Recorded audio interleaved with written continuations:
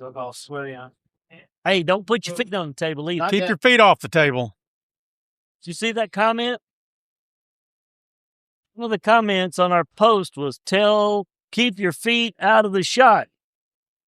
That just makes me want to put the feet right in the camera.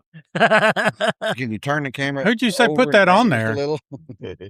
His mom. Hey. Mic check. 1, 2, 3. All right, now hit your intro. We need speakers. So we Need can speakers.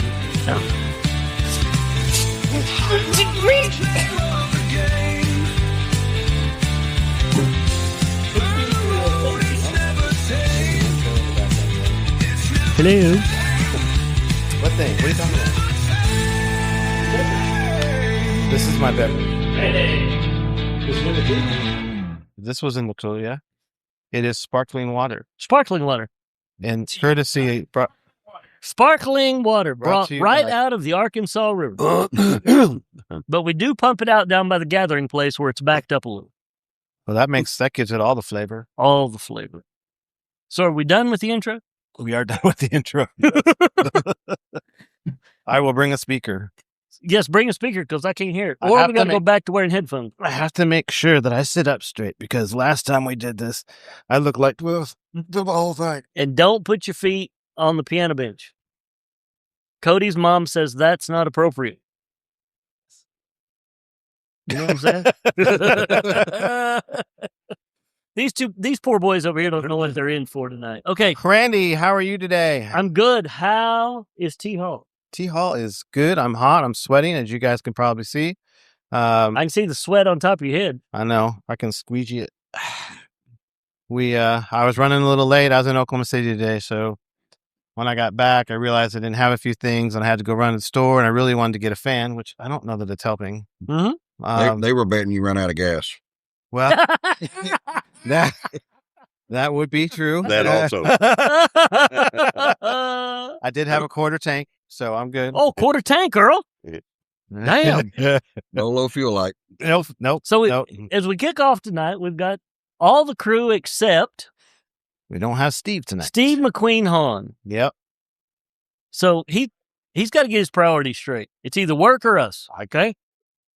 I mean, Yeah. come on. Mm-hmm.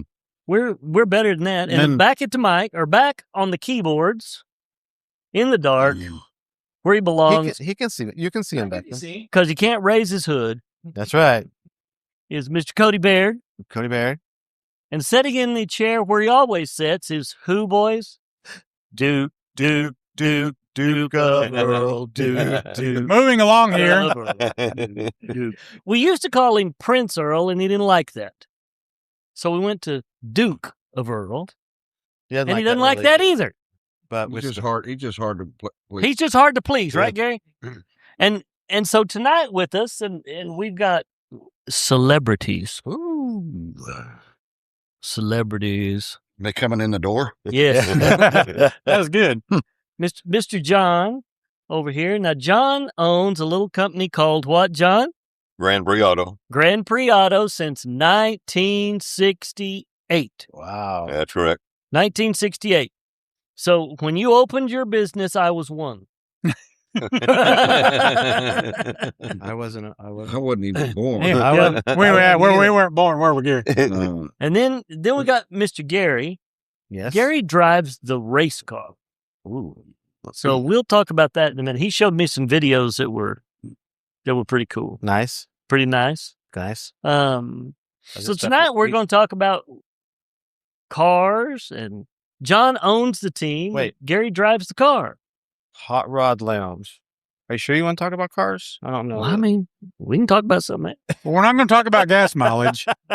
Gas mileage. Sometimes we don't always talk about cars. But sometimes we go on. It depends on what kind of tangent I'm on that day.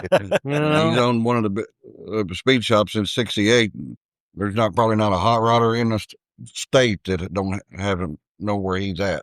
Well, I'm going to be real honest. Up until 3-4 Except for you. days ago, I didn't know. And I wished I would have known because I just bought a McLeod clutch for my GT 500. So, They got him. Yeah, we can get them. yeah. Oh, I've looked at his website now and run down, and what did I see? I'm sure How you many found something. It's easier to say what you parts didn't see. available on your website? It was a huge number. Yeah. I was looking at your webpage today. Yeah. He's got some cool stuff, boy. I feel like I've met you before. I don't know. He goes to Shelby Week, bro. Oh, okay. Maybe that's where we've met before. He sponsored the Tulsa racetrack for over 50 years. Yep. Right. Yeah. When I looked at John's picture that he sent me, I went, I know this dude from somewhere. Yeah. You know? And I'm not a car guy, so He is not a car guy. so I'm Is your life that Well, boring? You said you might run out of gas. Don't worry about that. So Yeah, he don't read the gas gauge. I'm comic relief for the show. And then, Cody back here, I'm new age. he's new age car guy. He put Well, so he's on Adderall. yes. He put heated seats in the back seat of his new Mustang for his dog. Brand new Mustang. For his dog. I mean, God bless. I have a dog. I get it. And At least it's not an EV. it's not an EV. Correct. No. Nope. It's so we took him this year to his very first Shelby meet, and he opened the hood of his car at the car show, and Earl made him shut it. Okay, and yelled across the parking lot, "Cody, shut your hood." So we're teaching Cody that if you're going to show your car, you got to clean Detail the engine department. under the hood. Okay, not just around the hood. So, and then Travis drives a Ranger with no gas. It's a Ford, so they circled the problem right in the grill. You know, Huh. Oh my God, Gary Wheeler. These guys may have to go. So are we John- non-Ford guys? Because that's cool. No, Oh. what? No. I make a living off of them, so I like them. Oh, okay. They So- crumble real nice That's and right. wrecks. Let's Mr. John, question. We're just going to have fun tonight. We're going to sit here. We're going to talk about cars and car parts, and you seem to be the guy well, I don't know about that, but for the cars and the car parts. uh, And he's got the voice. Did you hear the voice? I do hear the voice. He's got the radio voice. He does. Okay. So did I hear somebody say you're going to be 88 years old soon? October October. That's cool. So What date in October? 13th. 13th. we got the same birthday. That's Travis's birthday. Cool. Nice. Travis going to be 88 too. I know a lot of people actually have birthdays on October 8th, on 13th of October. My St. Patrick's brother-in-law Day is a good time. has. Yeah. I missed it. What? Let's say that again. I said St. Patrick's Day is a good night. It is. It is a good night. Or Valentine's Day. Valentine's whichever way you Day, wanna yeah, I look at don't it. know. Look at it. Either way. So I hear tell you used to drag race cars at the airport. Yeah, Tulsa North Airport. Yeah. Yeah. Yeah. Tell us about that one. Well, I started going out there at about 60. And there was, I was in a car club called the Piston Pushers. I like it. And we ran the starting line. And then the Toppers car club ran the finish line. Okay. But that's before lights and all that stuff. And so the finish line guy, if the right hand lane won it, why, he held up a flag, or the left lane won it, the other guy held up a flag. And then we lined the cars up, and then you had a flagman, and basically that was it. And there's a little airport, which is a Tulsa Police Department. That's where they keep their helicopters now. Mm-hmm. And a little tower up there. If an airplane was going to either land or take off, well, they flipped the light switch, turned the light on up there. So we had to quit racing until the plane either landed or took off, and then we went back to business. True story. I mean, come on, Travis. It's That's good stuff. 1960, I know. John? 1960? And then through 1964, and in 65 was when they opened the Southwest Raceway, which is where it is now. Right. Jerry Enterline and Raymond Lawler, the two guys that built it, put it in. Very successful. That is, can you imagine, Earl? You're drag racing. You got to get out of the way because 737's coming in. Little fixed wing little, coming in. little Piper Cup. Little Piper Cub coming over the. A special Piper with Yeah. cloth wings. Yes. Oh, I know all about that. We Cloth wings. Tanya and I, that runs the Air and Space Museum, Right. I did the live promotion with her the day they gave away a Piper. Oh, Piper. Yeah, not what, 6 months ago, About something like that. Yeah. And the funny part about that one is they gave it to two people that were pilots. Hmm. The lady flew for, I think it was FedEx or Yeah, something like American Airlines, or somebody flew big old jets, and her husband is a private pilot, flew jets and this, that, and the other. They won a Piper Cub, and neither one of them were rated to fly it. Damn thing won't fly over 40 miles an hour, and they were not rated to fly that little plane. Couldn't come get it. Well. So, I know a Piper Cub. Oh, okay.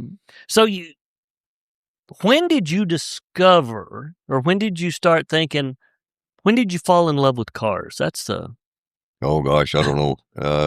Late 50s. late 50s. Yeah. What was the first car you owned? First car I really thought was a hot rod was a 52 Ford I put a Chrysler in it.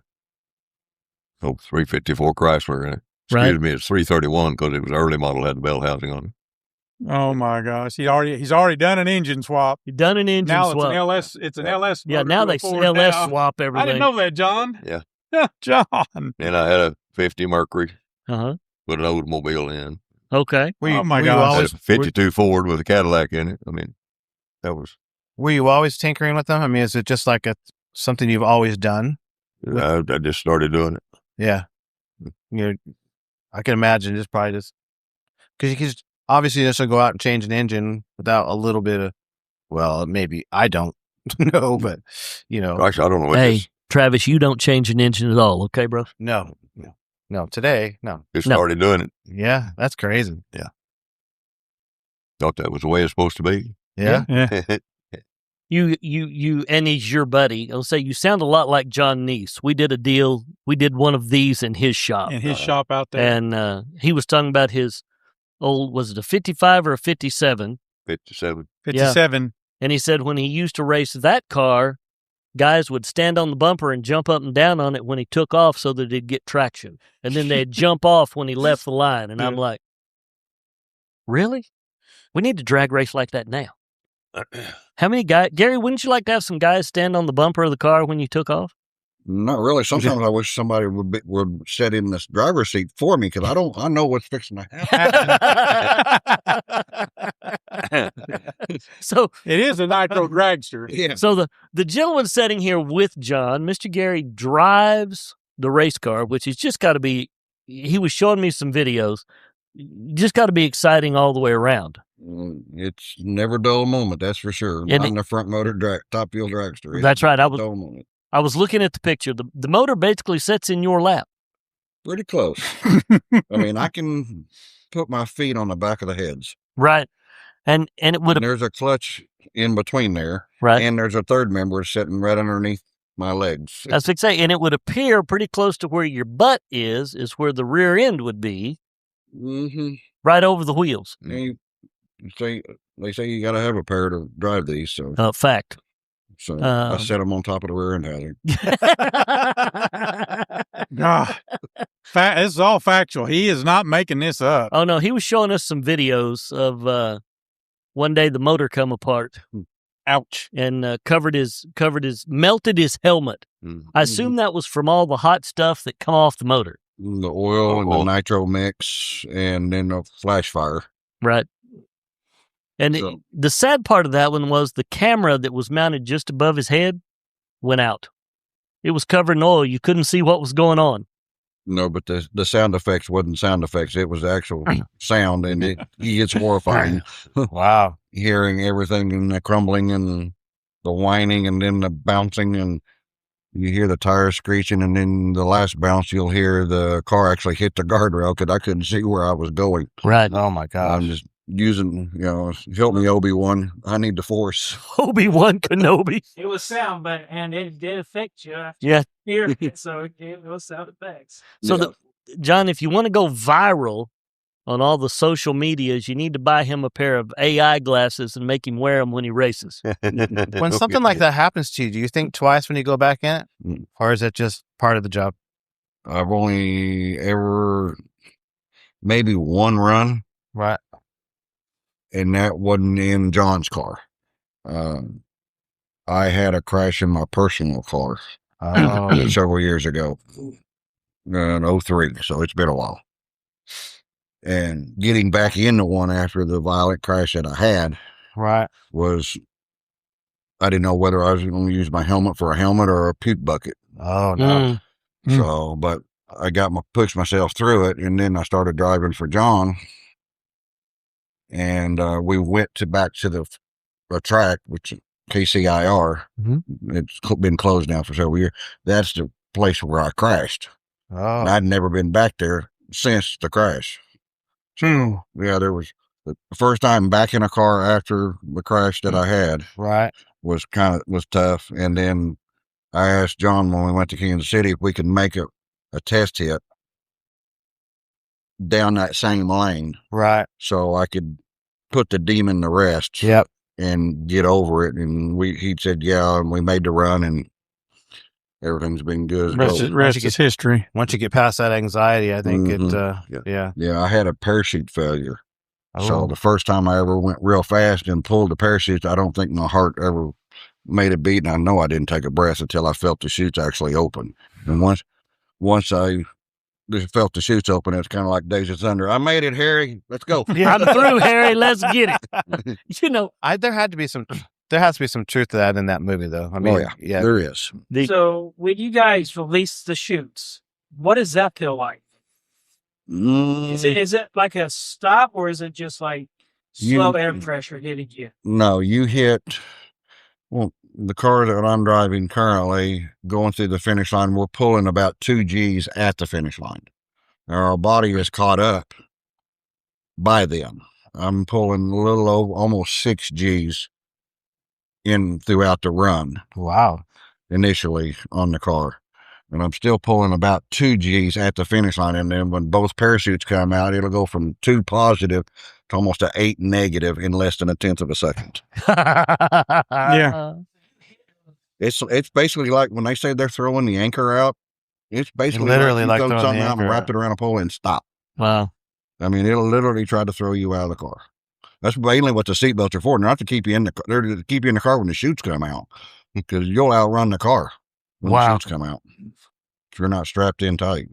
I've had bruises on my shoulders and stuff from the chutes. Oh boy, I didn't know that. That sounds like the same way Earl stops at a buffet. Yes. We're close. Whoa. Prime rib. Well, yeah, that's a whole nother world. When the car's ready for the next round the next morning, their team and Shane's team, we do know how to eat, don't we? Right. Oh, yeah. And if we don't have enough, we'll go borrow from somebody else. So let's go back. Do you pack your own chutes? No. No, you I got used to, Do you? but no, I don't. My wife packs them. Oh, Roxy, the chef. She folds them. right, She'll fold them, and then me and her will put the chutes in the packs. right. I didn't know why. I just figured that it was like that. That's Like you buy a case that of was them? Always my, You buy a case of What did he say? I mean, He says he figured they were disposable. You just bought a case of chutes and put new ones on. as much. I mean, as much as they're used, and I just figured that they were not reusable. That's they're hilarious. actually pretty durable because they're in the air most of the time when Right. they're open. Right. We just like to drag them around on the ground when we try to get stopped. They Right. get tattered after dragging them on the asphalt. So, Yeah, so how many passes do you use a chute for? every run. Every run. No. I mean, yeah, before you swap to new ones. I don't know. I'm 5 years on these now, so I've been fortunate. Wow. Yeah. So, Travis, they're not disposable. Okay. No. How long do you? If somebody wants to buy me 2 new parachutes every, say 5 runs a weekend, 20 parachutes, and what are they? $1,800, $2,000. About $2,000 for a pair. They're $2,000. Oh my goodness. Yeah, you're reusable. You make them. Yep. We had a bad oil down, and I actually unbolted them off the car and took them home and tried to wash them.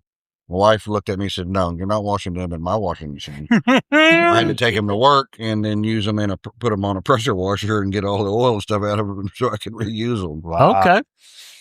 And so, but yeah, I've always had a golden rule: the driver packs the chutes and mixes your fuel. Right. No, my wife will fold the chutes, but she won't pack them. Okay. I won't let her pack them by herself. I pack the chutes. She'll fold them up the way I want them, Mm-hmm. and then me and her put them in the canopy, and then I mix fuel, and that's kind of always been the golden rule of the driver. You pack your own chutes. A lot of Okay. people do that same routine. Ignorant. Probably question. 80-90% of them. It's an ignorant question. Don't laugh. Okay. Are there no brakes, or is it? It's No, just there's brakes. It's just On addition my car, to. there's brakes only on the rear tires. Okay. You know, in the funny cars, you'll have brakes on the rear tires and you'll have a small set of brakes on the front Okay. on a funny car. But on a dragster, they're just strictly rear brakes only. Okay. The brakes ain't made for stopping. They're made for basically just to hold the car. Right. They'll help assist the stopping, but they won't. At 200 plus mile an hour, Yeah. they're not going to stop the car. Right. You know what? You know what Gary says about brakes? He says brakes are for quitters. Okay. Oh, handbrake. Except there is a brick wall at some point. Down. No, I've been off out in the field. Actually, at the last event, Wendy and I attended at the drag strip. Earl took us down and showed us the sand pit they run off into if they go too far.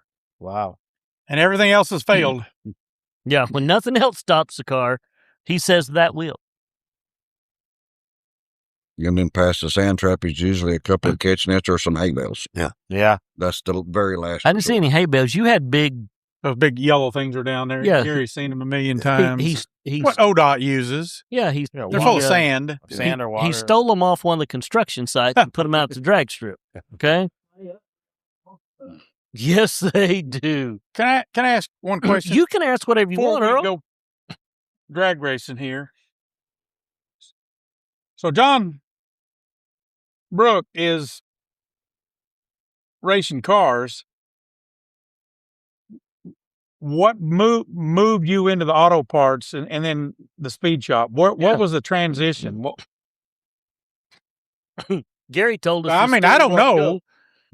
Yeah. And he had, I learned a couple of years ago, he had 4 stores. Yeah. Here in Tulsa. Cool. What's the answer?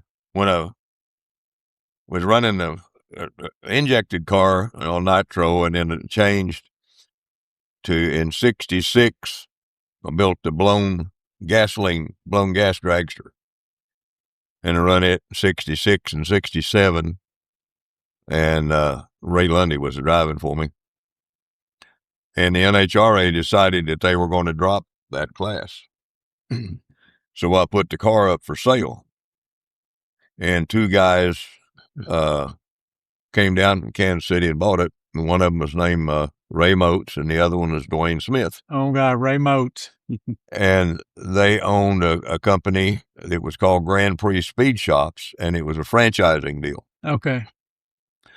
So they bought the car, the chassis, and my trailer for $4,000, which that doesn't sound like much now, but then it was quite a bit of money.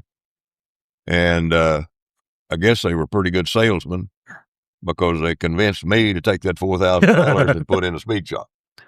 Oh, There you go. You bought a franchise. Yeah. Oh, And then there were like about 30-some places or franchises that they'd sold.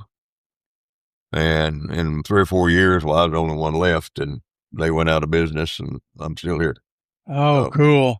That's how that all started. So I'd say you're pretty good at it. If Well, they're all gone and you're still here.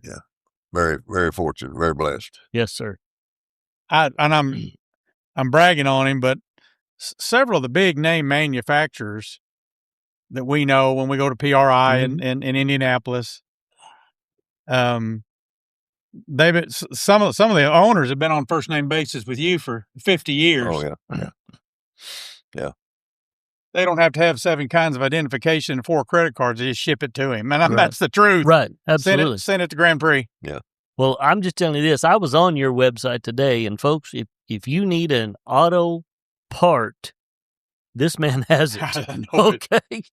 If he doesn't have it, you don't need it. Okay.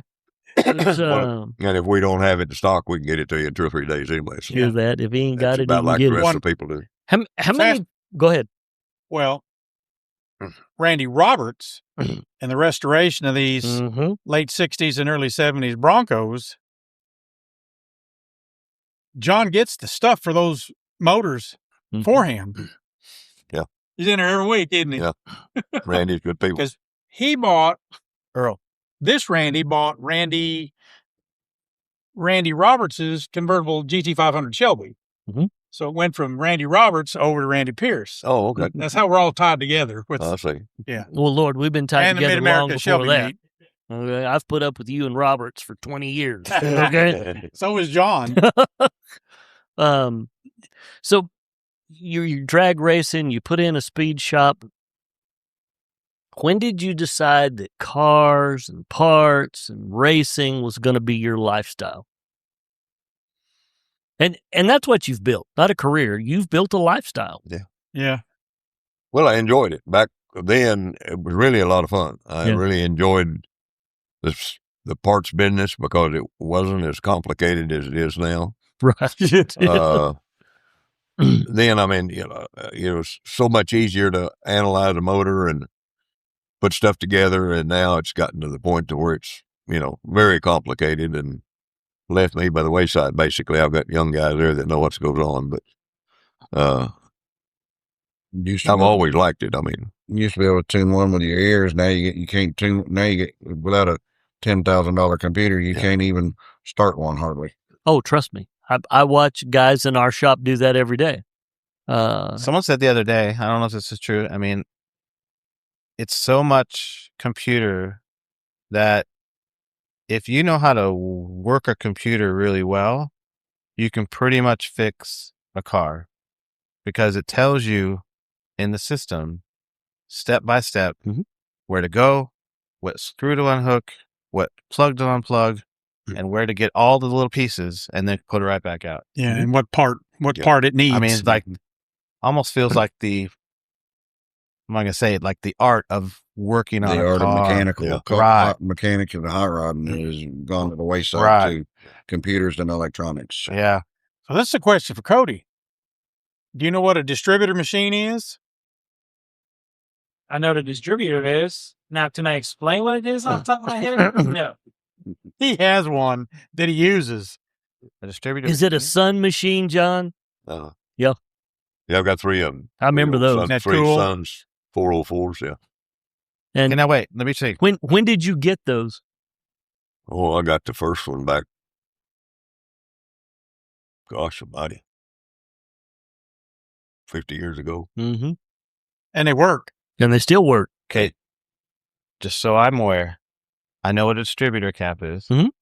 Is it, and I'm just guessing because I don't know, is it so that you can set the timing correctly does it sit on the distributor so that you can set it correctly? Well, you use it to change a mechanical curve and that kind of stuff in it. And then you can, of course, make sure that everything's working correctly. Right. With point type, and then it went to the magnetic pickups. And Okay. now it's all kinds of different types of distributors. But Before, in the older days, you used to have to change the springs on the mechanical advance Right. to make the timing curve where you wanted it or what you needed. Right. And that's what those Sun machines, and he still does that today. You can change the springs and the counterweights and make the timing advance at different RPMs. Oh, cool. Most kids don't even know what a distributor is. Right. Yeah, I know. And now I you was have coil impressed. plugs. But you can also, he can also test your coil. You can test the distributor and test how much fire, your fires and stuff, and, phase the distributor rotor bug into the distributor cap. Huh. That's cool. Where nowadays you just plug coil wires into coil packs. Yep. Right. I've seen the machines in nostalgia restaurants and bars. Mm-hmm. There's a Sun machine over in the corner, and depending on the age group in there that night, they had no clue what it was for. It just looks good. It's got a lot of dials on it, a lot of meters. Right. My dad has worked in the oil business for 60 plus years. And back in his day, he was a pretty good. Oh, hang on. Pause. Don't talk about anything. Don't pause the thing. Hey, can we have one of them things? One of these days we'll get one. Ready? Anyway, sorry, we had technical difficulty. We had a little technical difficulty. We ran out of battery power, Yeah, but that one's still running. which is why you don't want an electric car. So sorry, we're So I forget where we were at. Okay. Hang on. We're talking about distributor machine. We were talking about a distributor machine. Oh, I can. About the memory cafe, the cafe you saw the Sun machine. Oh, that was yeah. yes, that was the last thing we had. yeah, Okay. They're clueless what the machine is. I can remember my dad back in the day sitting under the hood of his old 1977 Chevy short wide pickup. Okay. Old 350 small block in that old truck with his timing light, turning that distributor cap so it'd run where he wanted See, it now to. I remember doing that with my dad too. Yeah. I mean, he would get in there with the screwdriver. I don't know what he was doing. You But, put and a he'd little be hitting that mark. thing going, bah, bah, bah. Yeah. Like I said earlier, he is not a car guy. My job as a kid was to hold the flashlight. Where your dad could see, not you. Right. And I never pointed that flashlight where he wanted it pointed. Never. Me Never. Ever. Has any kid ever? That's just But- part of growing up, right? And John, you and Garrett can explain this. That timing light is still used on these big fuel cars, Big and funny fuel cars, cars. don't Okay. you? You bet. Still hook it up and use that timing mark. Really? They Yep. sure do. All time. All time. Just about any time the car starts, if we make any type of tune-up changes, we change timing, Right. initial timing for that. Some cars do have grids and stuff on the cars now to where they can change their timing throughout the run more or less. Right. But you still got to set it with the timing light to get your initials Wow. set. Your Isn't that preset. cool? Yeah, it is. So here's a question, Gary. What's it like? You pull up at the line in this car. What's it feel like when it goes green and you pull the trigger on that car? What do you do? I was looking the other way. What do you do? Oh, yeah. I mean, you said a while ago you pull 8 Gs, 6 Gs. It'll pull 6 Gs in certain areas of the first initial set of probably the first 150 feet of the run. And- First 150 to 300 feet of the run, it'll pull almost 6 Gs. And you run 8th mile, correct? 660 feet. Half track, what a lot of guys say. You have to breathe through that, right? I mean, there's like a. Do you? I mean, I guess. Do you? Huh? I seen those guys on fighter jets, and they're like, get ready for the G's, and they do that like, Yeah, breathing they thing. wear G suits and stuff, but Yeah. they're getting ready for it, but they're holding it for extended period of time. We're not. okay. That's why even the modern top fuel cars, they pull 7, 8 Gs, which is pass out stage, but they don't pull it consistent Long enough. Right. Mhm. to go to blackout stage. But no, when you hit the throttle on this thing, it's like basically all hell breaks loose. I mean, you've got 8 pipes throwing flames at you and sometimes parts coming out the pipes. And, it's a rush that a person cannot describe. Right. I mean, you can only, even in the cameras and the videos, it's still, unless you're sitting there looking at the mouth of the dragon, it's undescribable. I think we talked about it before with your car. But Shane, Yeah. how many engines, do you go through? A season maybe, or is it that you have to? I we remember rebuild the motor after every run. I remember something about that after every run. Well, my crew guys we can usually do a rod, piston, and clutch change in about 30 to 45 minutes. Oh wow! Tear the motor down, rebuild it, put it back together. They can do a complete motor swap. Take the motor apart, take one block out, put another new block in the car, and build the motor and the clutch in about an hour. Oh my gosh! And do you guys go through a rod and piston set every round? Pretty close. Pretty close? When we're leaning on it hard, we put fresh rods and pistons and a clutch in it every week. I've seen them in the stands in your trailer. If That's the difference, Travis. In the alcohol guys, it's a quick service. the heads are not taken off, the valves are lashed and change fluids. Right. But in their operation, it's all hands on deck because the heads come off and 8 new pistons and rods go in there with the whole bottom end except the crank and the camshaft. I mean, you can't imagine what's going on in their pits versus us. We're done in about 30 minutes. It's organized chaos. Yeah. If you ever want to see true precision, Right. go to the drag strip with your camera, Yeah. little time lapse, and stand in them pits out of the way and watch them go Watch through them do this that. cycle. Yeah. Because every guy has a job. They know exactly what it is. And when they pull them parts out, everything goes in a spot. Okay? I know that drive you nuts. Everything in a spot. No, actually, I do like things organized. I just not here. And I've never seen it personally standing next to one, but I've watched it. TVs, videos, this, that, and the other. When you watch them NHRA teams, I mean, it's pure precision. So you blow an engine, you're not out. No. Okay. We run. No, John just buys another one, they stuff it in and go. No, we get it out of the trailer. There's That's right. more in He's the already trailer. got it with him. We run a 2-car team this year. We started a 2-car team this year. Each car has a motor in it, complete, ready to run, and then we have 2 spare motors in the trailer. Oh, For either car. Plus, we have several sets of heads. Plus, on a 5-run race weekend, we carry 8 to 10 sets of rods and pistons. Ooh. Every race. Sets. They're complete sets ready to install. Rods, pistons, rings, bearings, ready to go in the motor. And John, how much is each piston? Oh gosh, I don't know, about $100 a piece on the pistons. I think about what we got. Tommy got the rings, rods, and wrist pins and buttons, and then a rod's 190. Plus the rod. Right, Rod's right. 190. So There's $200 or $300 per rod piston. Right. Just per rod. With Right, rings. right. Ready to go in the motor. 8 times 8. As I said, they only need 8 of them. So we still run the early 392 style motor too. Yeah. So everybody else has gone to the late model 426 style motors.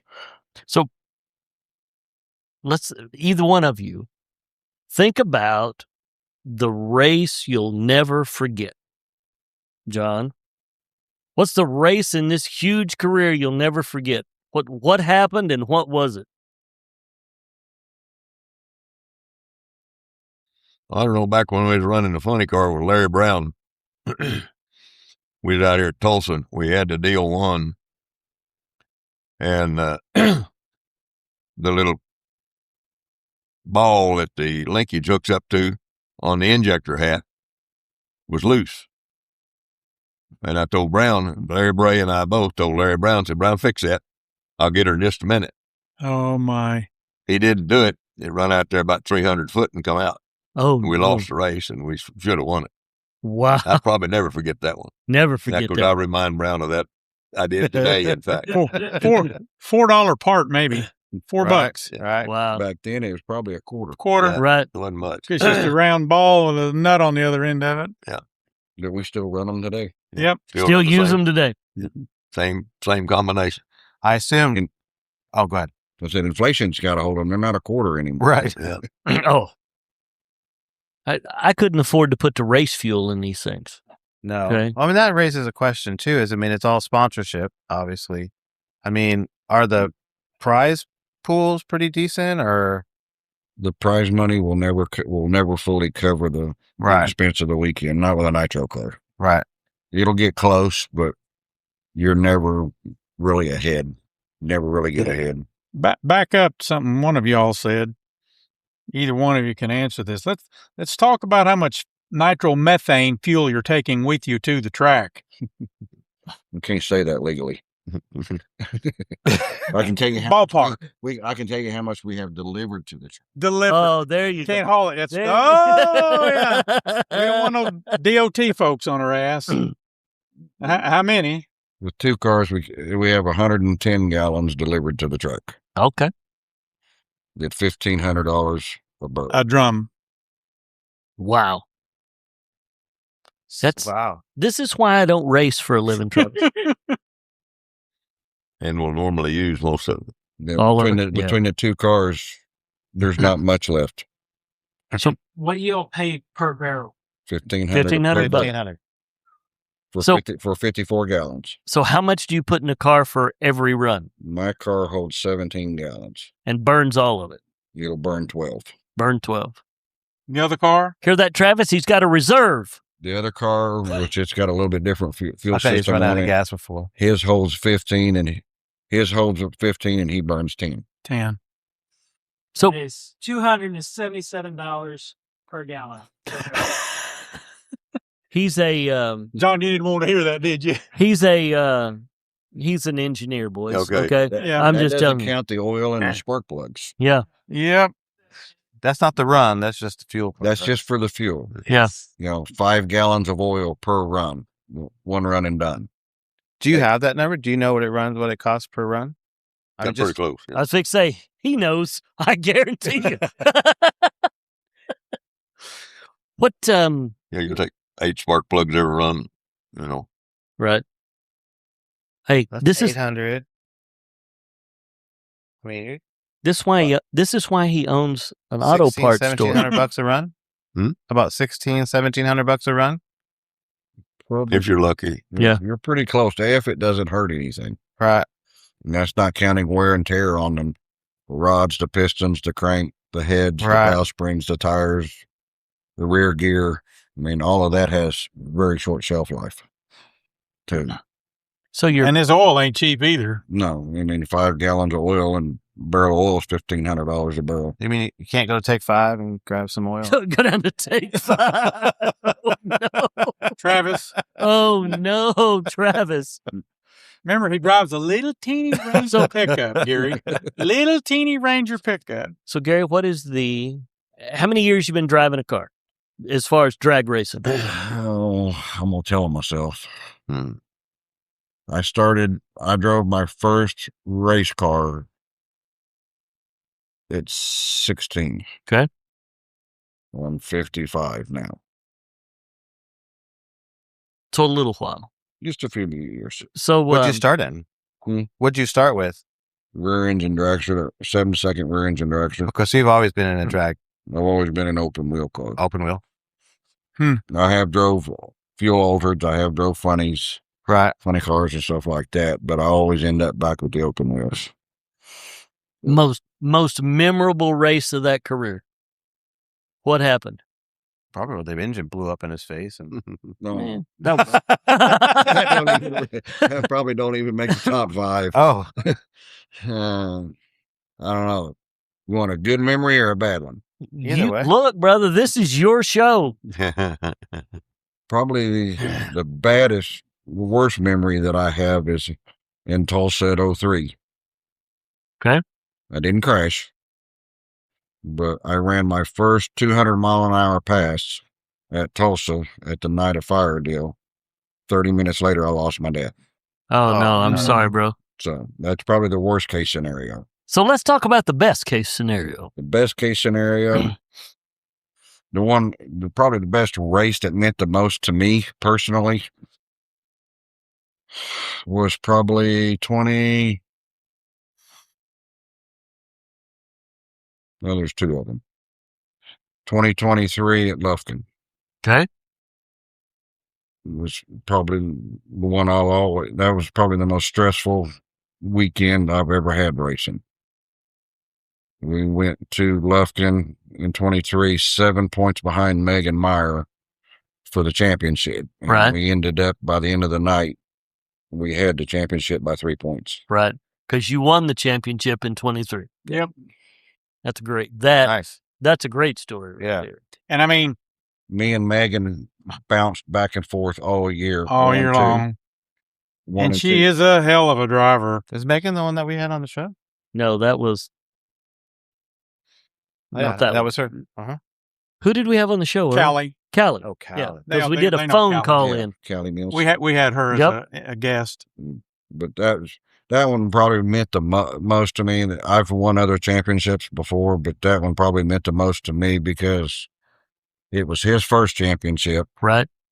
and it was basically the first championship for the entire crew. Okay. Mhm. Every individual had worked on other crews before, and none of them had ever won a championship or had a championship titled Right. to them. And they did all of the work, basically. I was just driving the shit out of the car. They all earned it. Right. So that was probably the most memorable one that I'll have. Did they run around with a hat and say, "We got ourselves a sponsor" when you won? No, Oh, we was just ready for the final round. Days of Thunder again. We were ready for the final round because all we had to do was stage the car. right. Well, we had an issue with the motor nobody knew about except Oh. for the crew. There was an issue with the motor. We didn't even know it would start. Oh But my I gosh. had to stage the car to win the championship. Right. So it started, and it was going to get staged. But after that, It was. we didn't know what it was going to do Yeah. on it. But yeah, the guys enjoyed it probably immensely more than I did because I was stressed out because I had everybody coming and talking to me about, you're this far away in points, just Mhm. constantly talking about the points. Right. Yeah. I finally had to disappear for a while up in the semi in the lounge and stay away from people for a Yeah. while. So I didn't get it into my head because I still had 3 or 4 rounds of eliminations to do and drive. So I couldn't allow it to get in my head. I Look, see that a lot in like movies and stuff. I'm sorry. we know how media guys are. Okay. We get it. But When they have they have to spend time before the race and they're kind of on their own and they're just kind of in the zone. Kind of. I guess that's kind of a real life thing sometimes. Well, anybody in a competitive sport has to get in the zone. Oh, absolutely. Absolutely. And one of the very significant things for John's team to win this was a David and Goliath matchup all year long. Okay. Now, Randy Meyer is one of the most respected race teams in USA. Always runs 2 to 3 to 4 cars. Right. Shane drove for him for 3 years. And I mean, they have a racing program and 2 or 3 semis and motors out the wazoo, and they're a great team. Yeah. Megan and Rachel both. they actually ended up bringing 4 cars. Yeah, they did. To try to get Megan to help Megan win the championship. Right. And they won it. And we still won it. So, what makes a great race team? Chemistry. Okay. True. You know, Very true. it takes chemistry. It takes somebody like John that's, he's smart with his money. He's not throwing money away, even though it looks like we are sometimes. It is a race car team, John. Right. But, it takes car owners that have as much passion for it and all the crew has the same passion for it. We get on each other's nerves. We cuss and yell and scream at each other. And it's not because we're mad at each other. It's just because we all have the same drive. Right. My particular crew on my car with John's car that I drive, that crew has been assembled for 03 or 23, 22. Basically, my team's been intact for over almost 7 years. Okay. Working together. So it takes, loyalty to the crew. They don't get paid nothing. It's all volunteer crew. Every one of them has a drive to win and wants to win and wants to do whatever they can to win. But when you start getting a bunch of different personalities, you're going to hit some roadblocks. Oh, we get that. We put up with Earl. Okay. We understand. I can't believe it's all But that goes across any competitive sport. Lose a team member, add a new one. Mm-hmm. It's got to be. And that's where I think John has been so successful. And I'm going to call you the calming force. We will work through this issue, even though it's a $7 part. We'll find it. Right. But everybody remain calm. We've done this before. It's a team effort. Put your thinking caps on. Bark a little bit. Maybe use an occasional swear word. Go cool off. But right. that part is what John has kept. Would you 7 years, Gary? Is that right, John? for the most part? You guys been together 7? Yeah. Man, John, this is our second go around. This is year 9. This Okay. go around. It's very hard to do. Right. Very hard to do to keep everybody on the same sheet of music. It's a competitive sport. Sure. I mean, And- it's like anything else, I guess. And Well, you're- You know, know, they're crew team- members. You give up your weekend. Yeah. You're not with your family and wife, except you are. You're with your wife because Roxy's part of the crew. And it not be a good weekend, it's hard to stay motivated, isn't it, John? Yeah. Goodness. You know, we have a system that works for us. right. And we opened a second car team this year, and you know, 2 of them ain't even old enough to drink. Whoops. Don't say the Keep other going, part. Cody. Yeah, I ain't saying it.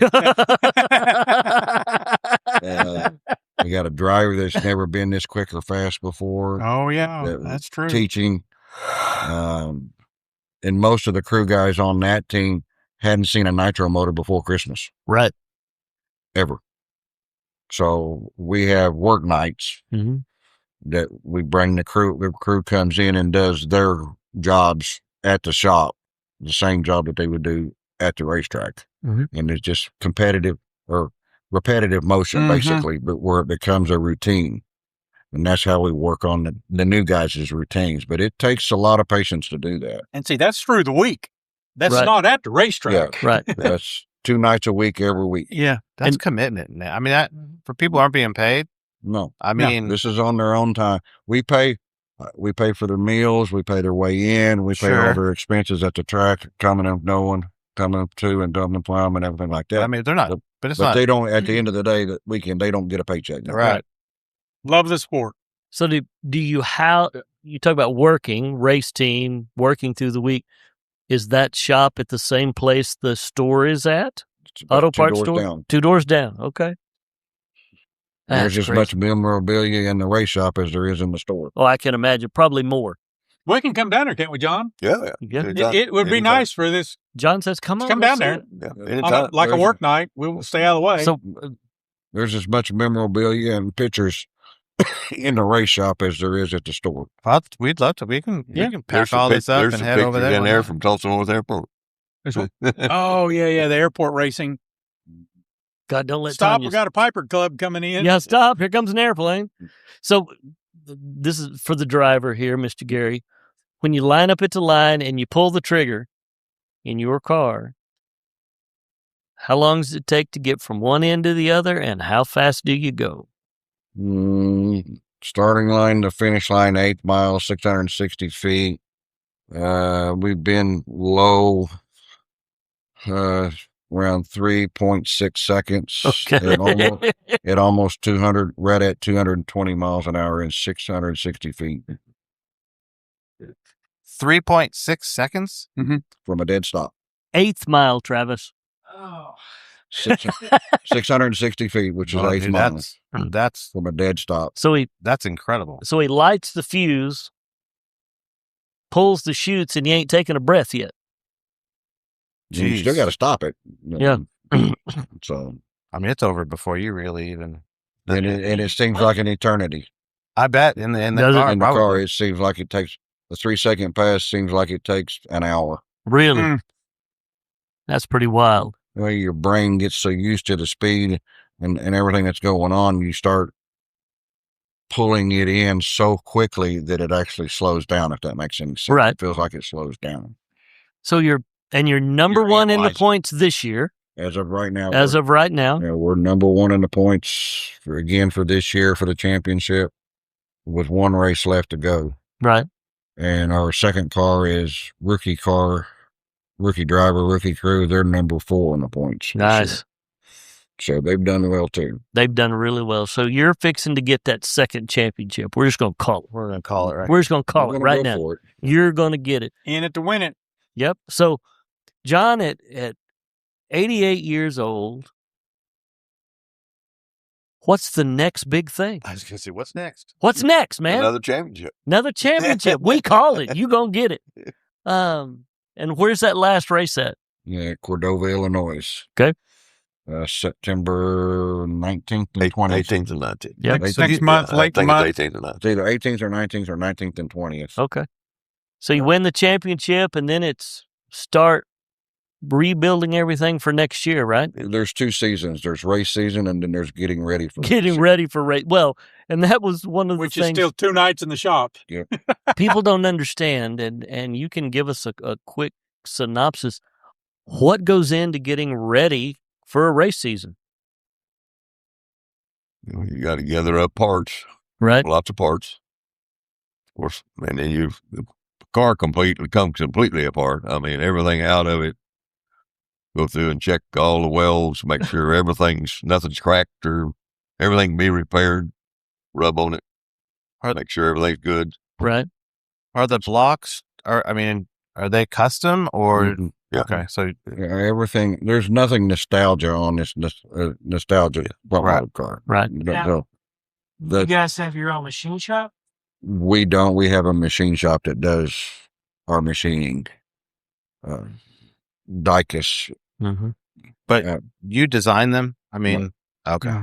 Our blocks are what they call the Rodak blocks. John Rodak designed it. It's a copycat version of the old 392 block. 392 Hemi. The 392 Hemi Yep. Chrysler block that they ran back in the 60s and the 70s. Still the same basic design with a few updates. Really? And the heads are built, the block is billet aluminum, the heads are billet aluminum, the cam and the cranks are billet steel to handle the horsepower that we're creating today versus back then. Looks nostalgia, but it ain't. I was going to say, I guess I wasn't picturing in my head something totally different. Well, Earl sent you a picture of the car. Oh, wait. There's pictures back there. Yeah, on his hero cards. Yeah, Cool. The only thing nostalgia is the engine and driver location. Right. That's really the only thing that's truly nostalgic about the car. Right. NHRA rules force us to build the chassis different nowadays. Right. They were built back then, 6-point cages, different tubing, because of the speed and and horsepower that we're making nowadays versus what they were making back then. Yeah. Which makes sense, I guess. Do you build your own car, or do you buy the body somewhere? You don't build it. We let the guys that know what they're doing build them. Okay. I'm just an Okie. Well, I mean, But it might be more exciting if you When- welded it yourself. Travis's edification, when John is talking about taking it apart, she stripped down to the chassis. It looks like it is a skeleton. Right. There's nothing left on it.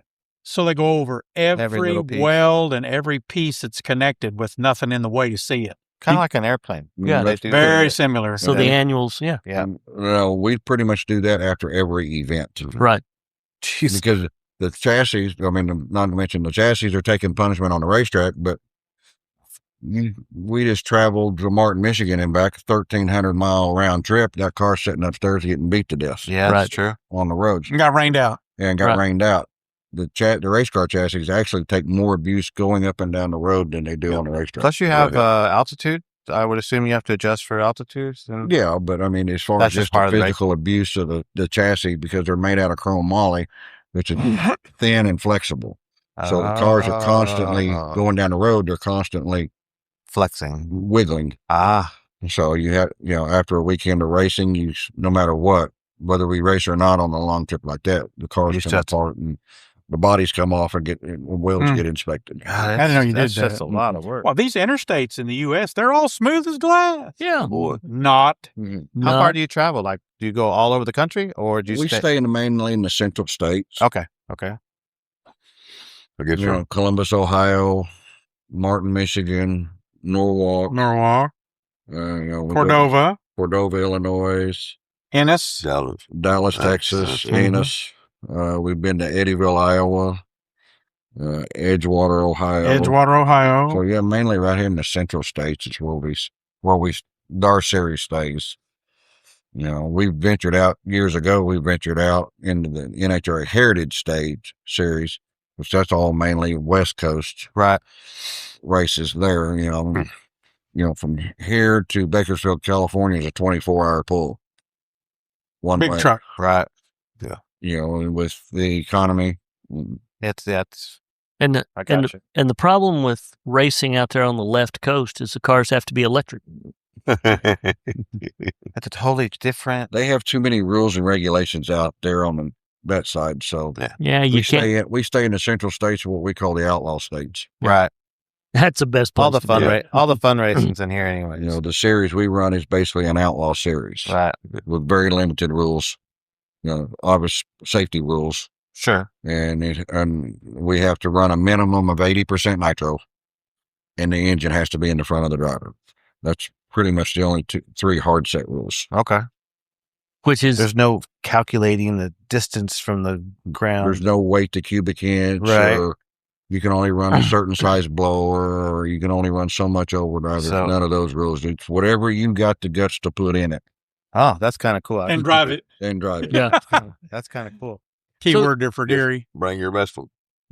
Run what you brung. Run what you brung. I bet there's people that try to.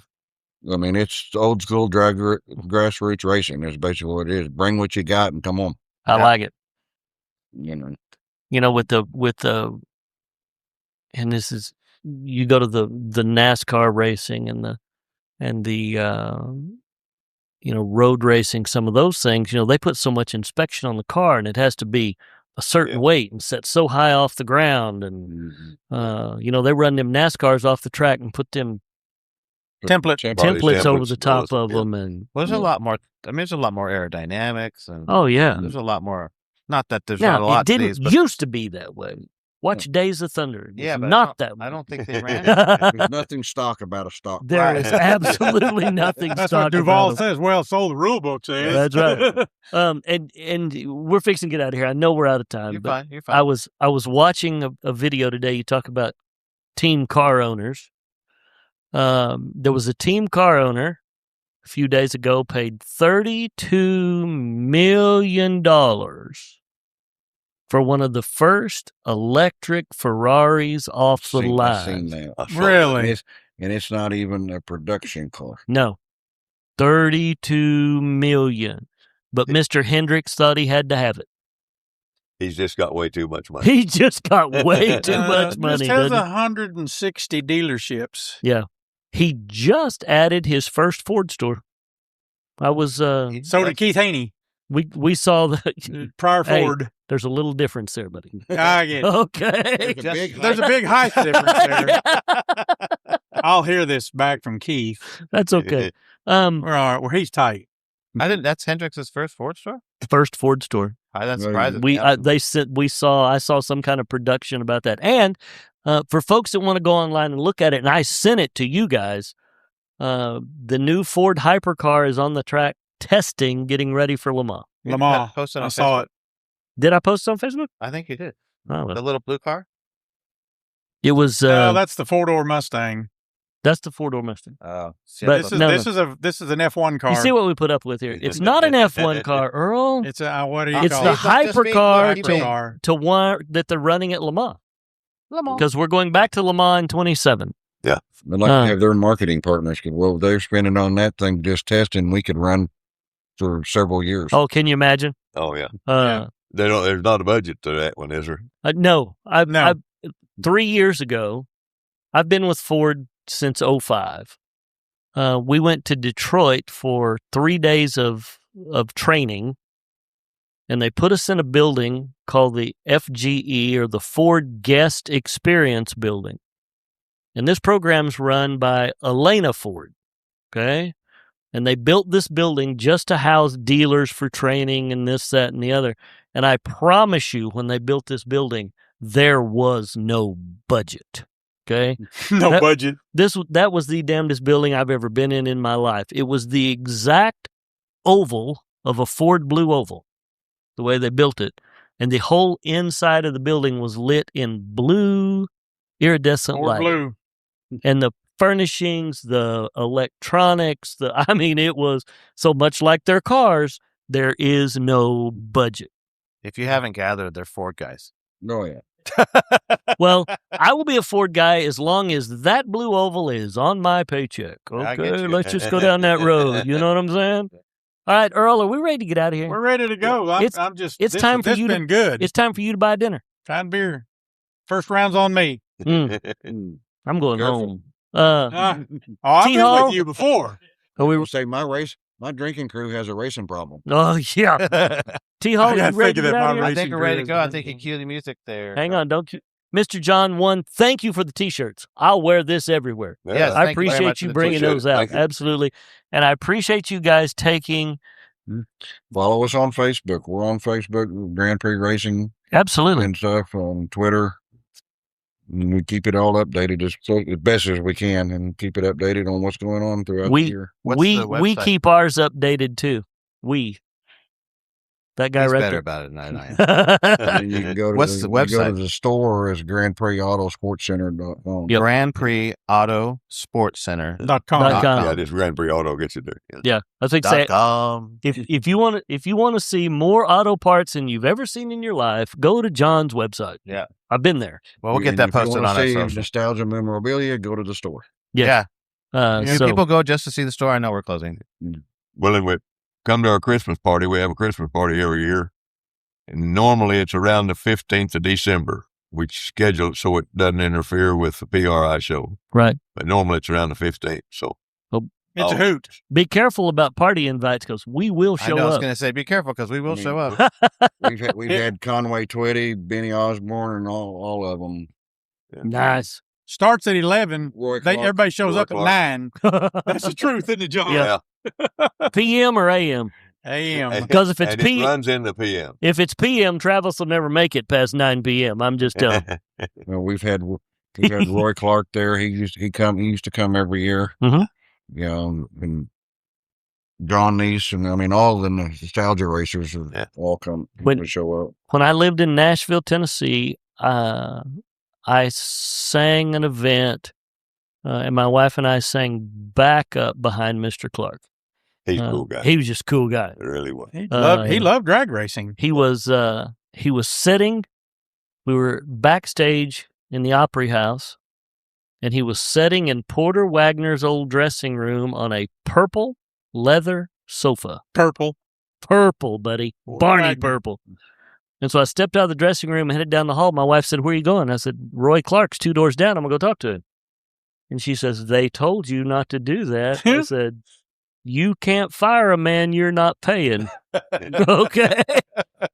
Good. So I just went down and tapped on the door. He looked up over his little peep over glasses. Hey, man, I just want to say great music. Love the stuff. My dad and I used to watch you on Hee Haw. And I'm from Oklahoma. And that's all it took, man. Yeah. We sat on that purple sofa for about 15 minutes talking about stuff. So Roy Clark, just cool dude. Just cool dude. Are we ready to get out of here? Yeah. Or we want to talk some more about Roy? You can hit music now. Hit the music now, guys. Hey, John, thank you. Thank you. Gary, we appreciate you being here and taking your time. Duke of Earl, we appreciate you. Steve-O, we'd love for you to get your priorities straight. Work. This is more fun than work. T-Hall, are we ready? Yep. We ready? We're ready. So I'll see you down the road. For everybody at the Hot Rod Lounge, I'm Randy Pierce, and I'll see you down the road.